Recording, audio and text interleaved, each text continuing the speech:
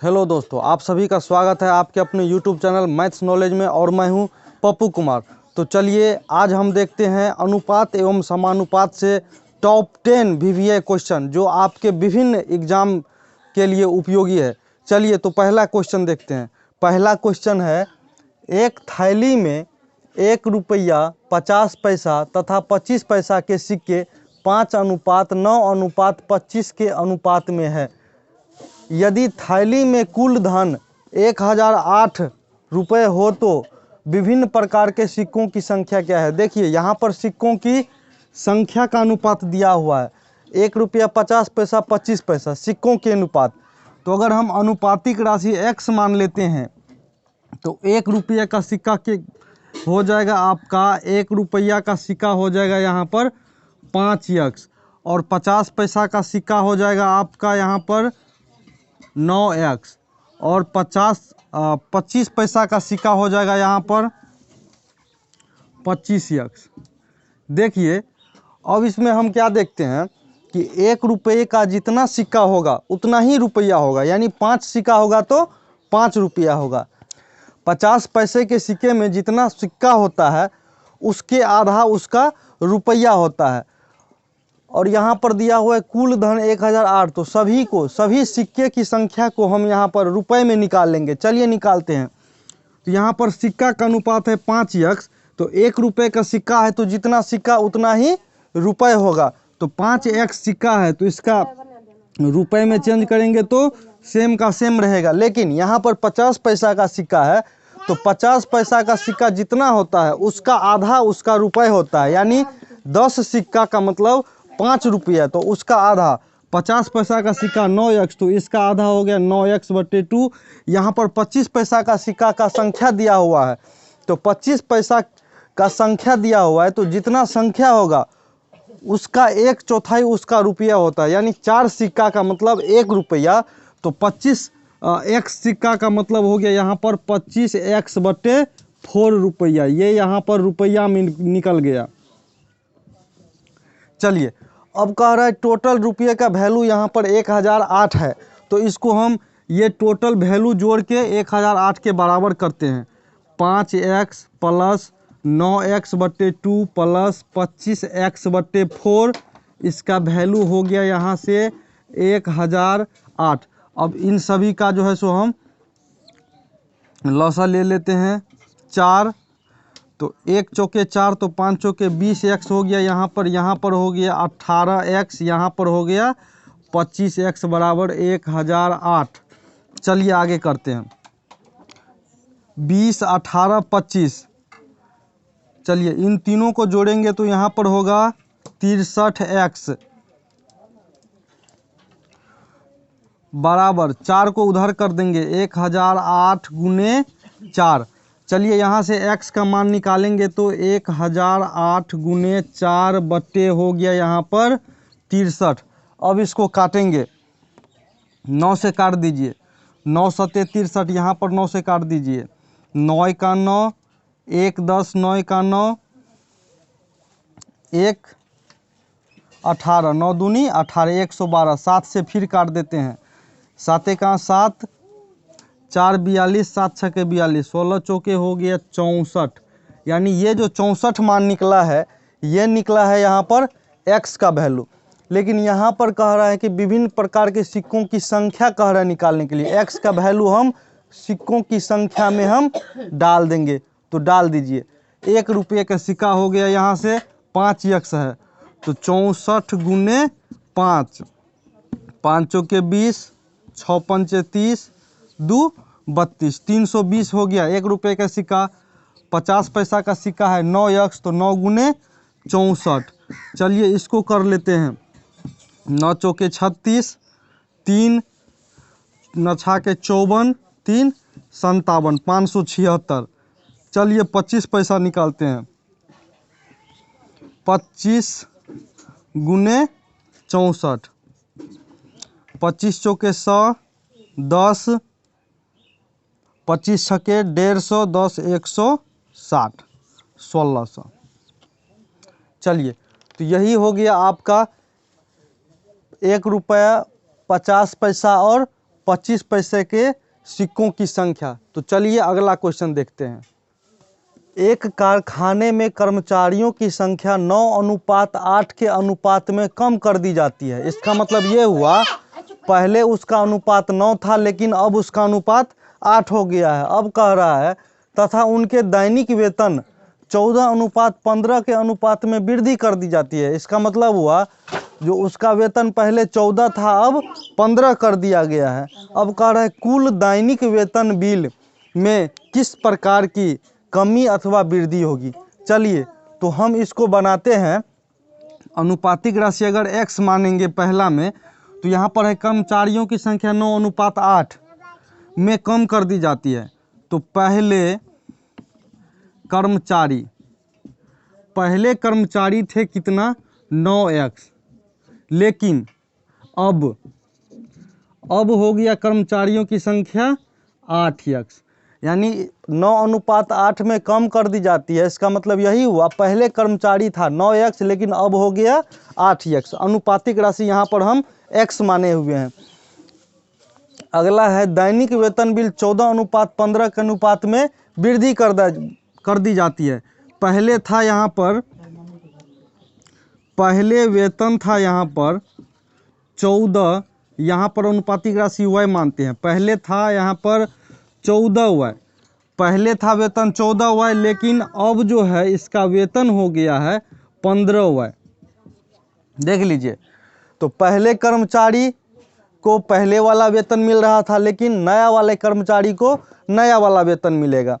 तो इसका जो बिल है ना, पहले इसका बिल आता था, पहले का वेतन बिल, पहले का वेतन बिल इसका था, पहले कर्मचारी को पहले वाला वेतन मिल रहा था। जितना कर्मचारी है उसको और जितना वेतन एक कर्मचारी को मिल रहा है उसके साथ गुना करके हम यहाँ पर पहले वेतन का बिल लिख लेते हैं 9x गुने 14y। लेकिन अब जो है वेतन बिल मिल रहा है कितना, अभी का कर्मचारी और अभी का वेतन, तो 8x गुने 15y। इन दोनों का कह रहा है अनुपात, किस अनुपात में कमी अथवा वृद्धि होगी। यहाँ पर अनुपात में कमी वृद्धि दिया हुआ है, तो यहाँ पर भी हम अनुपात में ही कमी वृद्धि निकालेंगे। तो इन दोनों का अनुपात हम निकाल लेते हैं। 9x गुने 14y अनुपात 8x गुने 15y। अब चलिए दोनों साइड xy कैंसिल कर दिए। अब इसको काट लेते हैं। 3 तिया 9, 3 पंचे 15, 7 से यहाँ पर 2 से काट दिए, 2 चौके 8। अब इसको लिख लेते हैं। 7 तिया हो गया यहाँ पर 21, अनुपात यहाँ पर हो गया 20। यही हो गया 21:20 जो है इसका वेतन बिल का अनुपात निकल गया। इसी को हम आंसर हो गया, यही आपका आंसर हो गया। यानी 21:20 वेतन बिल में भी कमी हो रही है 1 से, यानी पहले वेतन बिल 21 आ रहा था लेकिन अभी 20 आ रहा है। तो चलिए इस सवाल को आप डायरेक्ट भी बना सकते हैं क्या करके, यानी वेतन बिल में कह रहा है कि अनुपात निकालने के लिए तो पहले के साथ गुना कर देंगे, यानी 9 गुने 14 अनुपात 8 गुने 15। इसको भी काटेंगे तो आ जाएगा यहाँ पर 21:20। ये मात्र 2 लाइन में आपका सवाल बन गया। लेकिन ये 2 लाइन में बनाने के लिए आपको ये थ्योरी भी आपको जानना जरूरी है, तभी आपसे ये 2 लाइन में आपसे बन सकता है। देखिए तो अगला क्वेश्चन है यहाँ पर, सोने तथा तांबे के 2 मिश्रण A तथा B है। A में सोने और तांबे का अनुपात 7:2 है तथा कह रहा है कि B में भी सोने और तांबे का अनुपात 7:11 है। यहाँ पर A और B की A मिश्रण और B मिश्रण को समान मात्रा में मिलाया जाता है तो धातु C बनाया जाता है। उस धातु C में सोने तथा तांबे का अनुपात ज्ञात कीजिए। देख लीजिए यहाँ पर पहले A में है यहाँ पर अनुपात 7:2 और B में यहाँ से अनुपात है 7:11। तो कह रहा है कि C जो हम बनाएंगे उस यहाँ A से समान मात्रा B से समान मात्रा को लेंगे तो C जो हम अनुपात यानी C मिश्रण बनाएंगे तो C मिश्रण में सोने और तांबे का अनुपात निकालना है। देख लीजिए, तो यहाँ से सोने का भाग निकल जाएगा यहाँ पर 7/, सी का हम निकाल रहे हैं 7/, टोटल यहाँ से हो जाएगा 9। ये हो गया यहाँ से सोना का अनुपात, प्लस सोने के अनुपात में सोने का अनुपात देंगे तो यहाँ से आ जाएगा, यहाँ से सोना का अनुपात 7/11 7 18। ये हो गया आपका सोना का अनुपात। बीच में अनुपात देंगे, इस साइड हम तांबे का अनुपात, यहाँ से आ जाएगा यहाँ पर 2/9 में हम जोड़ेंगे 11/11 7 18। इसी को तोड़ने पर आ जाएगा नया जो हम मिश्रण बना रहे हैं सी, उस धातु में सोने और तांबे का अनुपात। चलिए इसको हम कैलकुलेशन कर लेते हैं। 18, 9 दूनी 18, तो यहाँ पर आ गया 14 और 7। यहाँ पर करेंगे तो 18, 9 दूनी 18 तो 4, और यहाँ से हो जाएगा +11। इसको हम करेंगे आगे, चलिए करते हैं। 14 और 7 हो जाए 21/18 अनुपात, यहाँ पर हो जाएगा 15/18। ये 18 18 कैंसिल हो गया, यहाँ पर भी काट देंगे। 3 7 21, 3 5 15, तो यहाँ पर हो गया 7/5। इसका मतलब जो हम नया धातु बनाए हैं सी, उस सी में यहाँ पर अनुपात हो गया सोने और तांबे का अनुपात 7/5। तो देखिए अगला क्वेश्चन देखते हैं। अगला क्वेश्चन है, दूध और पानी के 42 लीटर मिश्रण में, दूध और पानी का मिश्रण है यहाँ पर 42 लीटर, दूध और पानी का अनुपात है यहाँ पर 5:2। आगे कह रहा है इस मिश्रण में 3 लीटर पानी मिला दिया जाए तो नया जो मिश्रण बनेगा उसमें दूध और पानी का क्या अनुपात होगा। तो चलिए देखते हैं। यहाँ पर टोटल है यहाँ पर 42 लीटर, और पहले वाला अनुपात है 5:2। यहाँ से हम दूध और पानी का मात्रा निकालेंगे। देखिए दूध और पानी का अनुपात है 5:2 और टोटल है 42। तो दूध का मात्रा यहाँ से हम निकाल लेंगे। दूध का मात्रा निकालिए 5/, टोटल हो गया यहाँ से 7 × 42, 7 छके 42, 6 पंचे 30, यानी 30 लीटर यहाँ से दूध हो गया। जब 42 लीटर में से 30 लीटर दूध हो गया तो बचा हुआ पानी का मात्रा है, यानी 12 लीटर जो है यहाँ पर पानी हो गया। अब कह रहा है कि 3 लीटर पानी और मिला दिया जाता है, तो मिला दीजिए। 12 लीटर पानी पहले था, लेकिन नया जो पानी हो जाएगा वो 12 + 3 हो जाएगा 15 लीटर। अब कह रहा है कि पानी हम 3 लीटर मिला दिए, अब अनुपात कितना होगा। तो दूध और पानी का अनुपात हम निकाल लेंगे। दूध है 30 और पानी हम मिला दिए 3, तो हो गया 15, 15 दूनी 30, यानी जो नया अनुपात होगा वो हो जाएगा 2:1। यही आपका नया मिश्रण हो गया। देखिए यहाँ पर अगला क्वेश्चन है, एक 20 लीटर मिश्रण में दूध और पानी का अनुपात 3:1 है। आगे कह रहा है कि इस मिश्रण में कितना दूध और मिलाया जाए कि नए मिश्रण में अनुपात दूध और पानी का 4:1 हो जाए। देख लीजिए 20 लीटर यहाँ पर टोटल है, 20 लीटर में से दूध और पानी का अनुपात है 3:1, तो इसका हम मात्रा निकाल लेते हैं। तो दूध का मात्रा हो जाएगा यहाँ से 3/3 1 4 × 20, 4 पंचे 20, 5 तिया 15, यानी 15 लीटर यहाँ से दूध हो गया और पानी हो गया यहाँ से 20 लीटर में से 15 घटा दिए तो 5 लीटर पानी हो गया। अब कह रहा है कि इस मिश्रण में कितना दूध और मिलाया जाए, यानी दूध मिलाना है। तो हम मिलाने वाले दूध को हम मान लेते हैं x, मिलाने वाले दूध x लीटर। मिलाने वाले दूध यहाँ से x लीटर मान लिए, तो देख लीजिए दूध की मात्रा में हम x मिलाएंगे, यानी 15 + x। दूध की मात्रा में हम x लीटर मिला दिए, 15 + x, और पानी वैसे का वैसे ही है, यानी 5 लीटर पानी है। तो दूध और पानी, नया वाला दूध x मिला के और पानी पहले वाला 5, दोनों का अनुपात हो जाता है 4:1। चलिए इसको हम सॉल्व करते हैं, यानी 4:1 को हम 4/1 भी दे सकते हैं। चलिए यहाँ से आ गया 15 + x बराबर 20, तो x बराबर हो गया 20 में से 15 घट जाएगा 5, यानी मिलाने वाले दूध की मात्रा यहाँ पर हो गया 5 लीटर।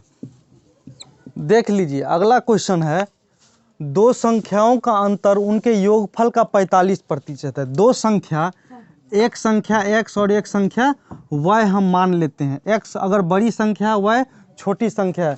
चलिए दो संख्या x और y मान लेते हैं। तो यहाँ पर कह रहा है दो संख्या का अंतर उनके योगफल का 45% है।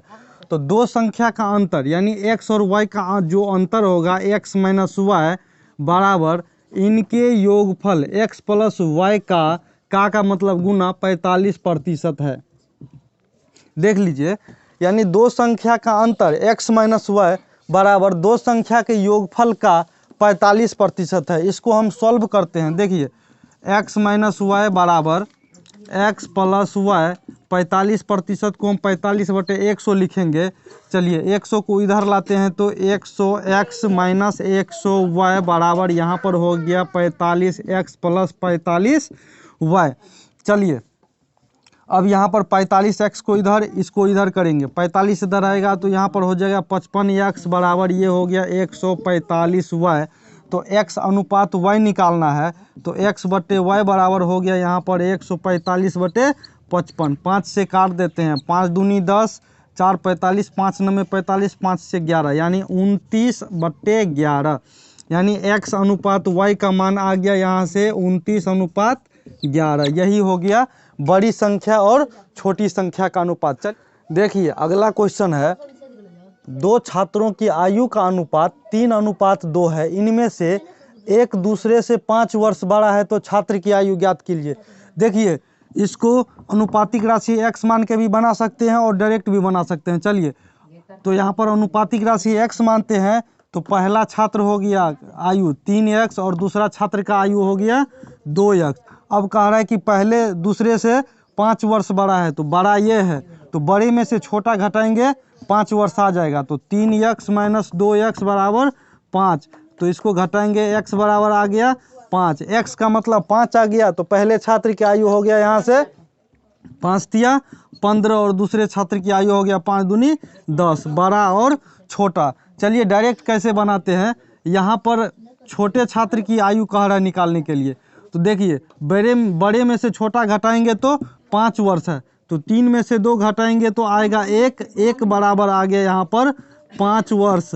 जब 1 बराबर 5 वर्ष तो 2 बराबर कितना, 2 बराबर आ गया 5 दूनी 10 वर्ष। तो देखिए अगला क्वेश्चन है, यहाँ से दो संख्याएं 3:4 के अनुपात में है, उनके लघुत्तम और महत्तम समापवर्त का गुणनफल 2028 है। देखिए यानी लघुत्तम और महत्तम LCM गुने HCF, लघुत्तम और महत्तम समापवर्त का जो गुणनफल होता है वो होता है पहली संख्या गुने दूसरी संख्या। देखिए LCM HCF का फॉर्मूला होता है LCM गुने HCF बराबर पहली संख्या गुने दूसरी संख्या। यहाँ से हम पहली और दूसरी संख्या निकाल लेते हैं। अनुपातिक राशि अगर हम x मानते हैं तो पहली संख्या हो जाएगा यहाँ से 3x और दूसरी संख्या हो जाएगा यहाँ से 4x। तो पहली गुने दूसरी बराबर ये गुणनफल जो है HCM और HCF का यहाँ से 2028। तो कर दीजिए 3x गुने 4x बराबर 2028। चलिए इसको हम काटते हैं, 4 तिया 12, 12 से काट देंगे इधर, 12 का 12, 8 82, 12 छके 72, 10 108, 12 9 108। चलिए यहाँ से हो गया x स्क्वायर बराबर 169, तो x बराबर हो गया यहाँ से √169 बराबर 13। x का मान निकल गया यहाँ से 13। तो कह रहा है इन संख्या का योगफल, संख्या है 3x और 4x, तो योगफल हो गया यहाँ से 4 3 7x बराबर 13 गुने 7, 13 7 91। यही हो गया आपका आंसर। देख लीजिए अगला क्वेश्चन है, a बराबर b का 4/5 तथा b बराबर c का 5/2 हो तो a अनुपात c। a अनुपात c निकालने के लिए हम a अनुपात b अनुपात c निकालेंगे, उसके बाद a अनुपात c निकालेंगे। चलिए देखिए a बराबर b का 4/5 है, तो यहाँ से a बराबर b गुने 4/5, तो a बट्टे b निकल गया, b को इधर लाएंगे बराबर 4/5। इसको हम लिख सकते हैं a अनुपात b बराबर 4:5। चलिए यहाँ से B बराबर C गुने 5/2, तो B/C बराबर 5/2, तो B अनुपात C बराबर 5/2। चलिए A अनुपात B और B अनुपात C निकल गया। चलिए A अनुपात B अनुपात C, A अनुपात B के जगह पर 4/5 दे दिए, B अनुपात C के जगह पर 5/2 दे दिए। चलिए इसको करते हैं। तो A का अनुपात निकालने के लिए 5 चौके 20, यहाँ से 5 25 और यहाँ से 5 दूनी 10। अब 5 से काट देते हैं। चलिए कह रहा है A अनुपात C निकालने के लिए, तो A हो गया 20, C हो गया 10। तो यहाँ से A अनुपात C निकालेंगे तो 20/10, 10 दूनी 20, आ गया 2/1। चलिए इसका हम एक और मेथड बताए थे जो पिछले वीडियो में हम बताए थे, तो आप वहाँ से जा कर के एक और विधि है उसको भी देख सकते हैं। चलिए अगला क्वेश्चन है यहाँ से, संख्याओं 6, 7, 15, 17 में से प्रत्येक में क्या जोड़ें कि परिणामी संख्या समानुपाती हो जाए। देख लीजिए यहाँ से हम मान लेंगे कि जोड़ने वाले संख्या क्या है, x है, जोड़ने वाला संख्या x है। तो यहाँ पर पहला हो जाएगा, इसको हम 6/7 समानुपात 15/17, इसको हम डायरेक्ट बटा करके लिखते हैं। 6 में हम x जोड़ेंगे बट्टा 7 में भी हम x जोड़ेंगे बराबर 15 में हम x जोड़ेंगे बट्टा 17 में भी हम x जोड़ेंगे। देखिए इसको हम कैलकुलेशन कर लेते हैं। 6 को इन दोनों के साथ गुना करना है, कर दीजिए। 17 छक्के हो गया 102 प्लस 6 से हो गया यहाँ पर 6x। अब इसको इन दोनों से गुना करेंगे तो हो गया 17x प्लस यहाँ से हो गया x² बराबर। अब इसको इन दोनों से 15 सते 105 हो गया, यहाँ पर फिर 7 को यहाँ से 7x हो गया प्लस x को यहाँ जोड़ेंगे तो 15x हो गया और x को x² और x² कैंसिल हो गया।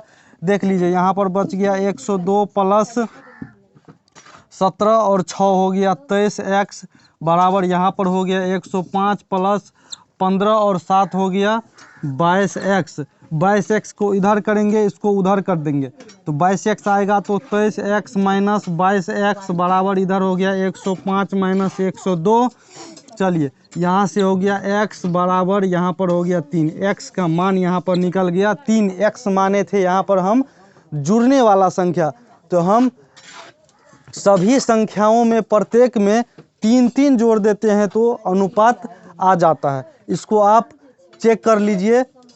देखिए 3 जोड़ देंगे तो 6 3 9, 9 अनुपात 7 में जोड़ेंगे तो 10 समानुपात, 15 में 3 जोड़ेंगे तो 18 अनुपात यहाँ से जोड़ेंगे तो 20। देख लीजिए 9 अनुपात 10 है, इधर भी काट देंगे तो 2 9 में 18, 2 से 2 10 20 आ गया, इधर भी आ गया 9 अनुपात 10, इधर भी है 9 अनुपात 10। इसी को हम समानुपात कहते हैं। चलिए तो इसी के साथ आज का क्लास ख़त्म होता है। आप देखते रहिए मैथ्स नॉलेज और अपना मैथ्स का नॉलेज बढ़ाते रहिए, जो आपके लिए बहुत ही उपयोगी होगा विभिन्न कंपटीशन के एग्ज़ाम के लिए। धन्यवाद। जय हिंद, जय भारत।